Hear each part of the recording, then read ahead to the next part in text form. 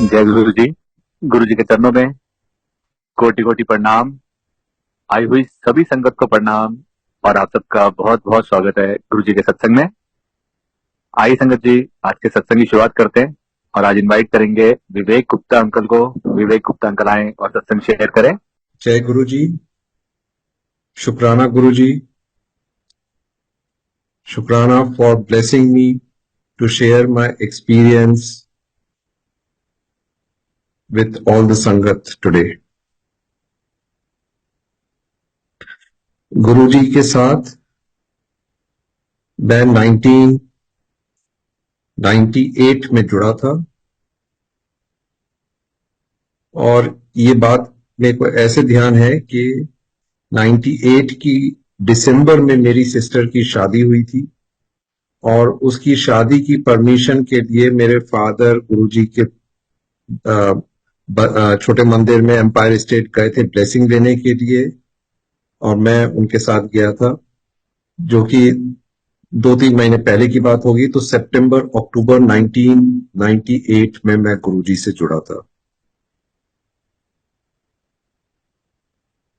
Last year मैंने गुरुजी के साथ अपनी सिल्वर एनिवर्सरी मनाई कि उन्होंने इतना ये ब्लेसिंग दे रखी थी, इतनी अकल दे रखी थी कि मैं सही जगह जुड़ा हुआ हूं, भगवान से जुड़ा हुआ हूं। और ये 25 इयर्स की जर्नी मैंने लास्ट ईयर कंप्लीट की। हो सकता है आप लोग कुछ सत्संग जो मैं आज शेयर करूं आपने पहले सुने हो, पर फिर भी कई नई संगत भी है तो मैं उसको हो सकता है रिपीट करूं। 99 फरवरी का महीने की बात है कि मेरे फादर जो ब्रिगेडियर है आर्मी में, डॉक्टर, अब रिटायर्ड है, वो गुरुजी के मंदिर जा रहे थे, छोटे मंदिर। गुरुजी ने उन्हें सुबह के वक्त बुलाया था और हम सबको मालूम है कि गुरुजी के वक्त उस समय भी शाम को सत्संग होते थे और केस टू केस बेसिस में गुरुजी अपने मंदिर में दूसरे समय बुलाते थे संगत को। तो जब मैं और मेरे फादर गए, गुरुजी द्वार में बैठे हुए थे, हम दोनों अंदर गए। डैडी ने पहले मत्था टेका, उसके बाद मैंने मत्था टेका और मेरे को ठीक से याद है कि गुरुजी ने पूछा, जैसे कि हम जानते हैं गुरुजी पंजाबी में बोलते थे और मैं पंजाबी नहीं बोल पाता हूं, पर पंजाबी समझने में कोई ज्यादा अंतर नहीं है क्योंकि वो हिंदी से बड़ी मिली हुई सी है, तो इतना टफ नहीं है उसको फॉलो करना। तो गुरुजी ने पंजाबी में डैडी से पूछा, ए मुंडा। तो डैडी ने बोला कि गुरुजी ये मेरा बेटा है। और नेक्स्ट सेंटेंस गुरुजी का था, brigadier Vaish the son in law. तो मैं सरप्राइज हो गया कि brigadier Vaish sun in law, तो वो तो मेरे फादर इन लॉ है ब्रिगेडियर वैश, वो तो ठीक कह रहे हैं, पर गुरुजी को कैसे मालूम कि मेरे फादर इन लॉ का नाम ब्रिगेडियर वैश है। तो मैं थोड़ा सरप्राइज हो गया, पर मैंने सोचा कि हो सकता है कुछ हो। कंफ्यूज था उस वक्त कि पता नहीं उन्हें कैसे मालूम है, क्योंकि मेरे फादर इन लॉ तो कभी आए नहीं गुरुजी के पास, तो कैसे उनको ये मालूम है। पर उस वक्त वो कंफ्यूजन में वो बात को भूल गया था। पर जब मैंने देखा कि कितनी संगत उस समय की ऐसी थी जिन्होंने अपना शेयर किया है एक्सपीरियंस कि गुरुजी उनके बारे में, उनके मत्था टेकने पे पहले विजिट में ही उन्हें बता देते थे कि कौन हो। तो जब मैंने अपना सोचा तो मैंने कहा, अरे ये तो बहुत कॉमन चीज है जो संगत जो एक्सपीरियंस कर रही थी कि उनको पहले ही गुरुजी को उनके बारे में मालूम था। खैर, डैडी डॉक्टर हैं और उनके स्किन की प्रॉब्लम थी जो कि 10 साल से चली आ रही थी और 10 साल में मिनिमम 10 महीने वो सफर करते थे। वो विंटर्स के दिसंबर जनवरी या 2 महीने जो ऐसे एकदम ठंडे वाले महीने होते थे जब सन कम होता था, तब उनको कहीं थोड़ी सी रिलीफ मिलती थी, नहीं तो धूप में तो उनके स्किन में पूरे रैशेस निकल आते थे और आर्मी यूनिफॉर्म में वो बड़ा चुप चुपता था। तो उन्होंने एलोपैथी, होम्योपैथी, आयुर्वेदी सब तरीके की ट्रीटमेंट करवाई, कुछ फर्क नहीं पड़ा। तो गुरुजी को बताया कि गुरुजी ये मेरे स्किन की प्रॉब्लम है। तो गुरुजी ने कहा कि अगली बार जब आओ तो एक लोटा लेके आना, कॉपर का। तो ठीक है, अगले विजिट में हो सकता है 1 महीने बाद हम गए हो, मार्च में, एक लोटे के साथ। तो गुरुजी ने बोला उसमें पानी भर के आपने रखना है बेड साइड टेबल में रात में, और सुबह जब उठोगे तो उसका आधा पानी पी लेना है, और आधा पानी उसको अपने नहाते वक्त इस्तेमाल करना है। तो बाल्टी में डाल देना जिससे कि वो नहा लो। उस समय शावर के दिन नहीं थे, मैं 99 की बात कर रहा हूँ। तो उसको नहाते वक्त अपने ऊपर बॉडी में डालना है। तो डैडी ने ये ट्रीटमेंट हो सकता है अप्रैल से शुरू कर दिया, अप्रैल 1999। अब मैंने भी मैं तो उनके साथ जा ही रहा था, आ रहा था, तो मेरे को तो मालूम था ये कर रहे हैं, और मैं इंजीनियर हूं। तो मैंने कहा कि ये लॉजिकली ये पानी से ट्रीटमेंट तो थोड़ा सा कंफ्यूजन था, पर मैंने कहा ठीक है चलो भाई, व्हेन यू आर विद कोई डिवाइन पावर तो आप अपना दिमाग नहीं लगाते हो, क्योंकि वो डिवाइन पावर कर रहे हैं आपके लिए जो कर रहे हैं। पर मैं फिर भी मैं उसको गौर से देख रहा था कि वो ट्रीटमेंट गुरुजी वाला कैसे चल रहा है। मई जून महीने आए और हमें मालूम है दिल्ली एनसीआर में गर्मी खूब होती है, और हमें यह भी मालूम है उस वक्त पोलन ग्रेन के कारण जो है एलर्जी और बढ़ जाती है। तो डैडी के रैशेज मई जून में खूब बढ़ गए। अच्छा, मैं देख रहा कि भाई डैडी ने अपना ट्रीटमेंट शुरू कर दिया है, और यहां पे रैशेस कम होने के बजाय बढ़ते जा रहे हैं। जुलाई, अगस्त, अगर मैं स्ट्रेच भी करूं, उस साल के 99 दिसंबर तक उनकी वो बीमारी 5% भी नहीं रही थी, मतलब मोर और लेस खत्म हो गई थी। हो सकता है उससे बहुत पहले ही, मतलब मैं ये एक स्ट्रेच कर रहा हूं कि दिसंबर, हो सकता है सितंबर अक्टूबर तक ही खत्म हो गई है। और वो जो स्किन एंड ऑइंटमेंट लगाते थे, मेडिसिन लेते थे, सब खत्म। और आज हम बैठे हुए हैं अप्रैल 2024 में, जो कि कम से कम 24-25 साल पुरानी बात हो गई है। वो बीमारी जो 10 साल से डैडी झेल रहे थे, वो आज उस बीमारी के बारे में डैडी को तो मतलब कभी याद करना पड़ता है, हाँ मैं उस बीमारी से भी गुजर चुका हूं, जो कि इतने साल उनको उसने परेशान की थी। तो जब मेरे फादर का ट्रीटमेंट ऐसे हो गया था, तो मेरे को ये तो कंफर्म हो गया था कि मैं किसी डिवाइन पावर के साथ बैठा हूं। वो भगवान है ये तो नहीं मालूम था। अगर ये मालूम होता तो मैं हो तो फिर हर रोज ही वहीं पे बैठा रहता। मैं कभी वहां से हिलता ही नहीं, क्योंकि हम सभी की अंदर से तमन्ना ये रहती है कि भाई भगवान के साथ जुड़ो, भगवान के साथ चिपके रहो। अपने जितने भी क्लींजिंग करनी है, अपना गलत कर्म हुए सबको साफ कर दो, क्लीन स्लेट कर दो, अच्छे बन जाओ, एकदम क्लीन बन जाओ, सबकी इच्छा यही रहती है। तो अगर मालूम होता तो वो होते, मालूम होता तो और भी संगत आती थी, चले जाती थी, कुछ समय बाद आती थी। मतलब किसी को भी नहीं मालूम था अगर हम भगवान जी के साथ बैठे हुए। खैर, ये तो पता चल गया था कि सबको कि भाई डिवाइन पावर है। इस बात में डाउट नहीं था संगत को उस जमाने में कि हम सब डिवाइन पावर के साथ बैठे हुए। अब धीरे धीरे करके डैड 2000 2001 तक गए। उसके बाद अगर मैं दिमाग लगाऊं, सन 2000 में डैडी रिटायर हो गए और हम लोग नोएडा शिफ्ट कर गए। नोएडा से छोटा मंदिर जाने के लिए अब डैडी थोड़े से बोले कि अब मैं थोड़ा बॉडी फिजिकली इतना वो नहीं हो, तो मैं थोड़ा कम जाऊंगा ये वो। तो मैं जाते रहा। मैं कभी कभी मेरी इच्छा होती थी कि डैडी साथ में चले मेरे, क्योंकि डैडी का और गुरुजी का एक स्पेशल कनेक्शन था। और वो स्पेशल कनेक्शन जो उन दोनों का था वो सिर्फ मेरे को मालूम था, घर में भी किसी को नहीं मालूम था, और बाहर की संगत को तो नहीं मालूम था, वो तो स्वाभाविक है। पर अगर किसी को मालूम था घर में भी, तो वो सिर्फ मेरे को मालूम था। तो मेरी हर समय ये तमन्ना रहती थी, अगर डैडी जाएंगे तो गुरुजी उन पे नजर मारेंगे, उन पे नजर मारेंगे और उनको ब्लेसिंग देंगे, तो गुरुजी के मेरे पे भी नजर पड़ेगी, मेरे को भी ब्लेसिंग मिल जाएगी। तो ये अंदर से मेरे को एक वो इच्छा होती थी।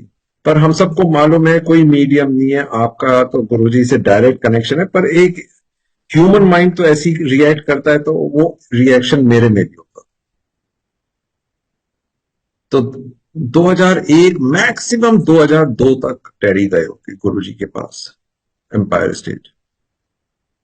और कभी कभी मैं जब पूछता था, वो बोलते थे मैं बताऊंगा, और वो नहीं आते थे। 2003, 4, 5 होते गया। एक दिन डैडी ने मेरे को बोला कि आज जब मैं सुबह पूजा कर रहा था मंदिर में, तो गुरुजी ने उस जमाने में एक छोटा स्वरूप देते थे। 2 इंच, ये पासपोर्ट साइज फोटोग्राफ जो होती है हम लोगों की, उस उतने साइज की गुरुजी के स्वरूप होते थे, जो प्लास्टिक में लेमिनेटेड होते थे। और सेवादार वगैरह भी सब अपने वो, उसमें एक हुक होता था, क्लिप, तो पॉकेट में लगाते थे। आज भी उस टाइप के जो स्वरूप जो गुरुजी ने ब्लेस किए हैं, मेरे पास उनकी कलेक्शन है। तो वो खजाना मैंने आज भी, वो बड़े स्वरूप जिसमें पीछे गुरुजी के साइन हैं, उनमें ब्लेसिंग्स लिखी हैं, लॉकेट्स हैं। गुरुजी ने अकल दे रखी थी कि ये सब जो वो ब्लेसिंग देते थे, मैं उठा के आके संभाल के रखता था। और आज वो खजाना बन गया, नहीं मालूम था कि ये खजाना इतना प्रीशियस है। खैर, तो उस टाइप का एक स्वरूप जो डैडी को दिया था गुरुजी ने, तो वो डैडी ने मंदिर में रखा हुआ था। तो बोले कि डैडी ने बोला कि वो जो गुरुजी का स्वरूप है, आज वो मंदिर में खूब चमक रहा है। मतलब जैसे कि तारा चमक रहा होता है ना, तो ऐसे, मतलब डैडी की आंखों से ऐसी, जब वो बता रहे थे मेरे को, तो मेरे को लगा जैसे कि उनकी आई बॉल पॉप आउट कर रही है, मतलब खुशी की चहक थी। और उन्होंने सालों बाद इच्छा प्रकट की कि भाई मंदिर चलते हैं। मैंने कहा अरे मैं तो बहुत खुश हो गया कि भाई आज तो चलो डैड चल रहे हैं, मजा आ गया। तो मैंने कहा कि ठीक है dad, Thursday, Friday, Saturday, Sunday, ये 4 दिन होते हैं, तो हम इस वीकेंड चलेंगे। तो हो सकता है सैटरडे या संडे वाले उस वीकेंड में हम छोटे मंदिर गए, गुरुजी का मत्था टेका, और मत्था टेक के हम लोग ने ब्लेसिंग लेके वापस घर आ गए। मेरे को बड़ा अच्छा लगा कि भाई आज तो डैड भी आए हैं, और गुरुजी उनका तो है ही, तो इसी बहाने गुरुजी ने मेरे को भी हो सकता है कुछ स्पेशल ब्लेसिंग दे दी हो। संगत जी, उसके 4-5 दिन बाद गुरुजी ने महासमाधि अटेंड। दैट मीन्स हम जो गए थे, हम 26-27 मई वाले वीकेंड में गए थे 2007 की, और 31 मई 2007 को गुरुजी ने चोला छोड़ा। तो उसके चोला छोड़ने के एक हफ्ते पहले जब मेरे पिताजी ने ऐसी इच्छा प्रकट की है और वो गए हैं, इसका मतलब गुरुजी ने उन्हें बुलाया था। तभी, मतलब सालों के बाद ये कह सकते हैं भाई आप तो जाते रहते थे, उस वीकेंड भी चले गए, तो भाई कौन सा स्पेशल हो गया। तो मैं अपनी बात नहीं कर रहा हूं, मैं अपने फादर की बात कर रहा हूं कि जो सालों नहीं गए, उस वीकेंड उन्होंने इच्छा प्रकट की कि भाई उनको स्वरूप चमकता हुआ लगा, और वो आए। अगर वो वीकेंड नहीं गए होते, तो फिर तो गुरुजी ने तो चोला छोड़ ही दिया था। तो वो ब्लेसिंग जो एक फेस टू फेस ब्लेसिंग वाली है, ब्लेसिंग तो हर समय है, पर वो वाली ब्लेसिंग मिस कर जाते, नहीं होती।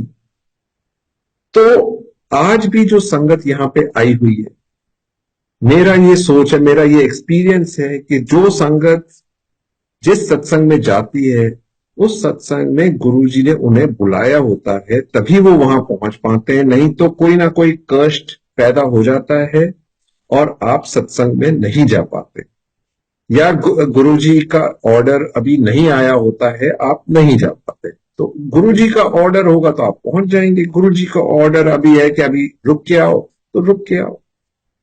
तो आज भी जो संगत इस सत्संग को अटेंड कर रही है, ये गुरुजी के ही ऑर्डर से अटेंड कर रही है। ये मेरा एक्सपीरियंस है जो मैंने अपने फादर का बताया कि सालों तक नहीं गए, और उस दिन गुरुजी ने अपने कुछ ऐसा किया कि उनकी इच्छा हुई और वो आए। तो ये सब गुरुजी की देन है, उनकी ब्लेसिंग। अब मैंने डैडी के हेल्थ का एक्सपीरियंस बताया जब गुरुजी चोले में थे। अब मैं एक और एक्सपीरियंस बताऊंगा जब गुरुजी जब चोले में नहीं थे उसका।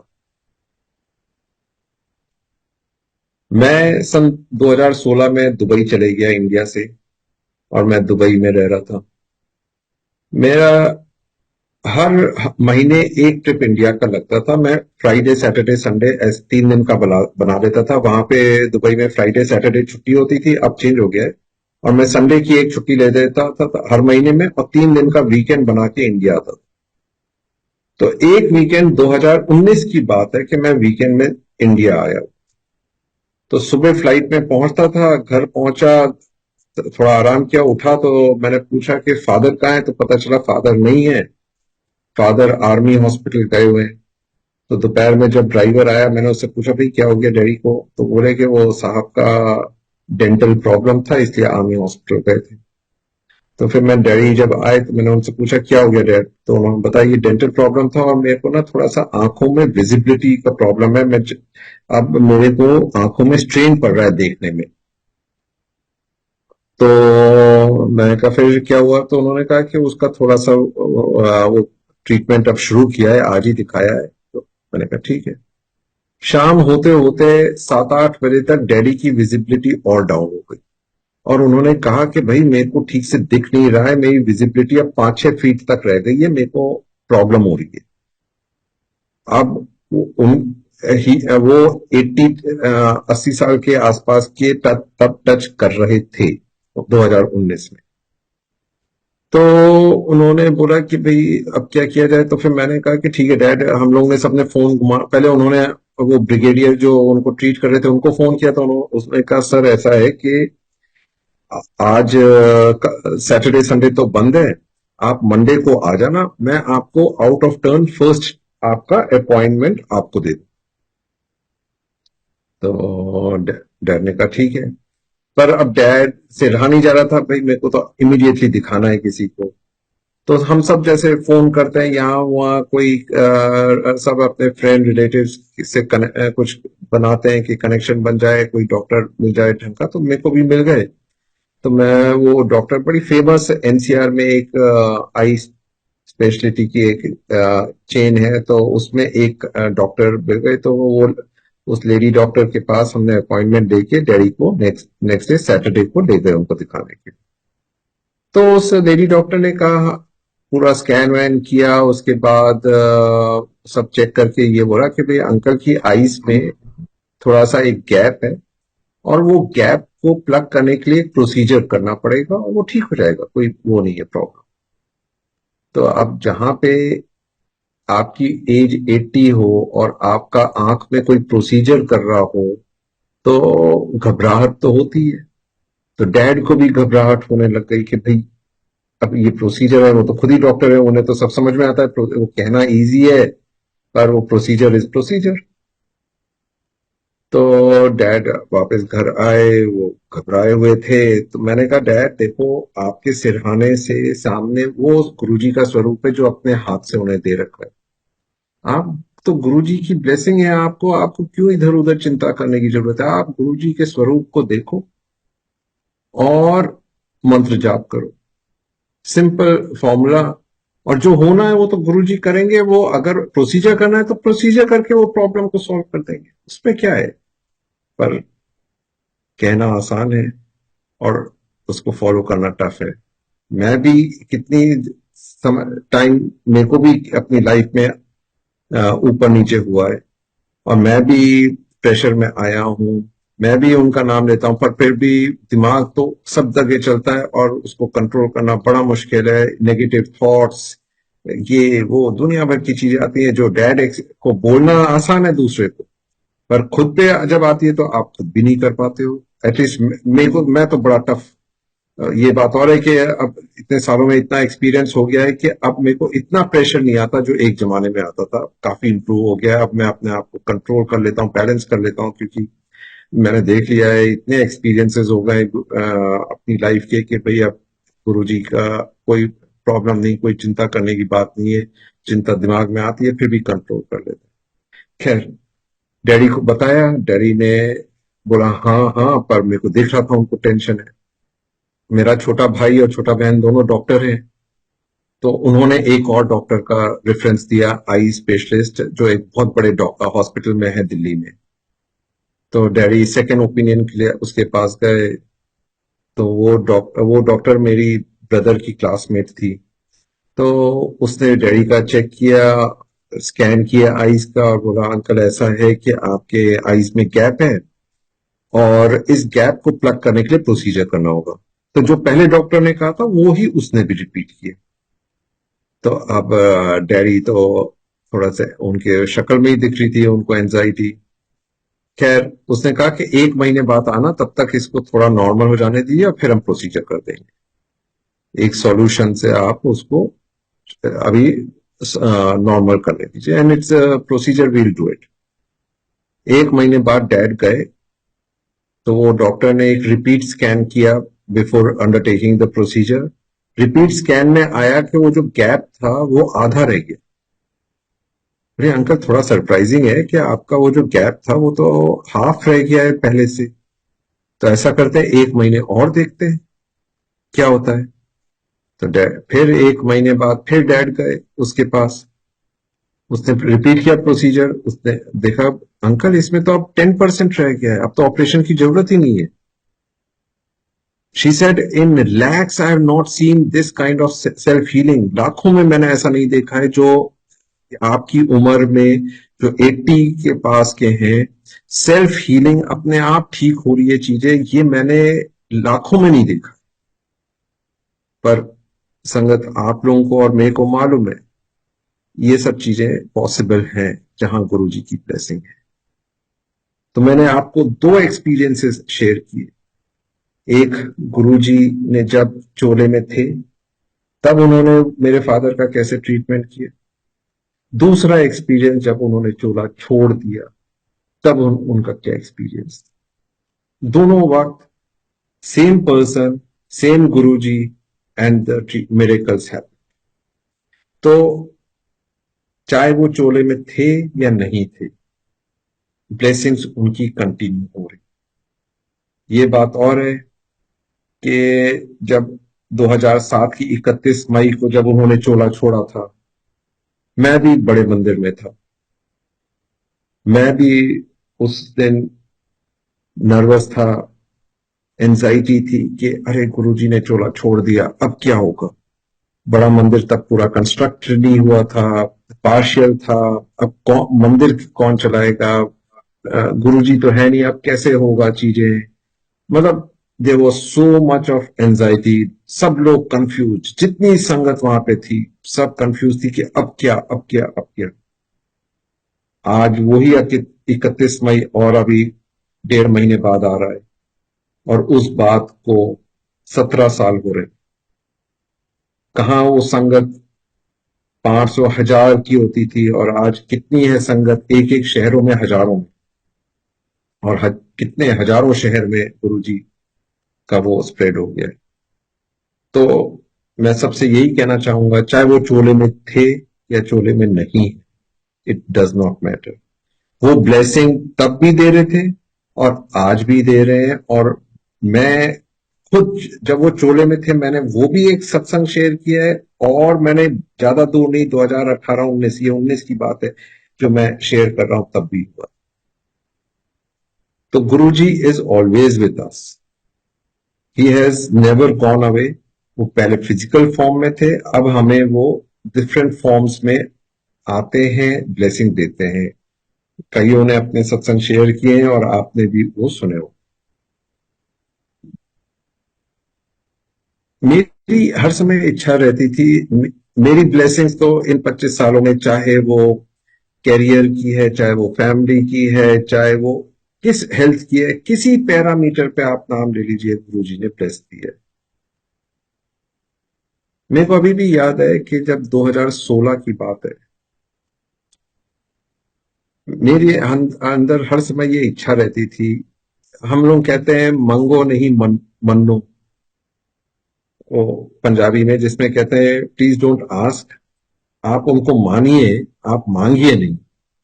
तो मैं तो नॉर्मल ह्यूमन बीइंग हूं, तो मेरे भी दिमाग में ये होती थी, एक विश लिस्ट होती थी कि ये मिल जाए, ये मिल जाए, ऐसे हो जाए, वैसे हो जाए। वो मतलब कि वो विश लिस्ट मेरी भी थी। मैं भी वो विश लिस्ट वाला आदमी था कि ये चीजें ऐसे ऐसे हो जाए, और गुरुजी के पास जाके वो विश लिस्ट के साथ करता था। तो विश लिस्ट में एक चीज रह गई थी 2016 तक, तब तक सब गुरुजी ने पूरी वो विश लिस्ट खत्म कर दी थी। बस एक चीज रह गई थी कि भाई मेरे को कभी ना फॉरेन नहीं भेजा गुरुजी। मतलब फॉरेन इन द सेंस कि मैंने कभी फॉरेन में काम नहीं किया। मैं 2016 तक मैंने 20-25 कंट्रीज तो घूम लिए थे, पर मैं कभी किसी देश में जाके मैंने नौकरी नहीं की।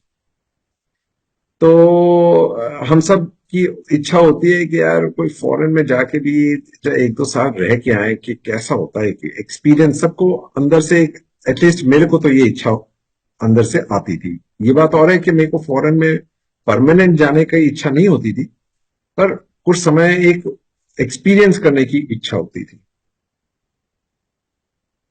तो 2016 में वो विश लिस्ट में वो थी, पर मैं उसके लिए कोई मेहनत नहीं कर रहा, ना कोई हेड हंटर को ढूंढ रहा, ना कोई नौकरी के लिए अप्लाई कर रहा, ना कुछ कर रहा, पर इच्छा है।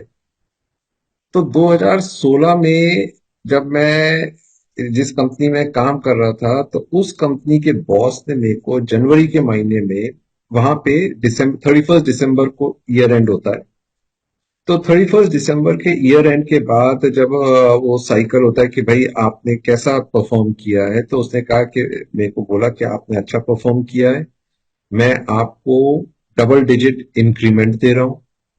बोनस लोगों को 100, जो उनकी वो होती है बोनस, वो 100% ही नहीं लोगों को मिलती है, मेरे को 130% बोनस दिया उसने। और इससे भी सबसे बड़ी बात होती है स्टॉक ऑप्शंस या शेयर्स देना, तो उसने शेयर्स दिया। शेयर से तो आपकी तनख्वाह 1.5 गुना से 2 गुना बढ़ जाती, तो उसने शेयर्स भी दिए। मैंने कहा कि अरे ये तो मजा आ गया, गुरुजी ने तो एकदम सेट कर दिया है। ये कंपनी मेरे घर से 15-20 मिनट दूर है, और मैं यहाँ पे ऐसे कंपनी मिली है जहाँ पे इतना वो एफर्ट्स को रिकॉग्नाइज करते हैं। आपने एक अपना नाम कमा लिया इस कंपनी में। मैंने कहा ये रिटायरमेंट कंपनी है, मैं यहीं से रिटायर हूँ। ये बात होगी 10-15 जनवरी तक की। 25 जनवरी के आसपास पता नहीं क्या हुआ, वो बॉस ने ना मेरे को थोड़ा सा सबके सामने डांट डपट लगा दी। वो सबके सामने मीन्स बाहर के लोग बैठे हुए थे उनके सामने। तो मैंने कहा यार घर की बात है, अगर कुछ मैंने वैसे कुछ ऐसा कहा ही नहीं था जो उसको डांट लगाने की जरूरत थी, जो मेरे को लगता है। हो सकता है मैंने कुछ गलत किया हो, कुछ गलत बोल दिया हो, पर वन टू वन कह सकते थे, सबके सामने कहने की क्या जरूरत थी। पर मैं चुपचाप घर आया, मेरी वाइफ ने मेरे को ठंडा किया कि नहीं डोंट वरी, हो जाता है। पर थोड़ा सा मैं फौजी आदमी हूं, तो थोड़ा सा मतलब कि अपसेट हो गया था। उसके एक हफ्ते बाद फिर एक मीटिंग थी जिसमें जूनियर्स और पार्टनर्स सब लोग थे, 25-30 लोग थे। उन 25-30 के सामने फिर से मेरे बॉस ने एक बहुत झाड़ दी। तो मैंने कहा भैया ये क्या हो गया, 10 दिन के अंदर 2 बार हो गया। अभी तक तो मैं 15 दिन पहले कह रहा था यहीं से मैं रिटायर करूंगा, अभी तो 2 बार बैक टू बैक मेरी इतनी वो हो गई है, मतलब कि डांट पड़ गई है, थोड़ा सा ह्यूमिलिएटेड फील कर रहा हूं, और अंदर से दिमाग बहुत ही परेशान कि मतलब समझ में नहीं आ रहा क्या करूं। जब इस सिचुएशन में था, उस समय एक हेडहंटर ने आके फोन किया,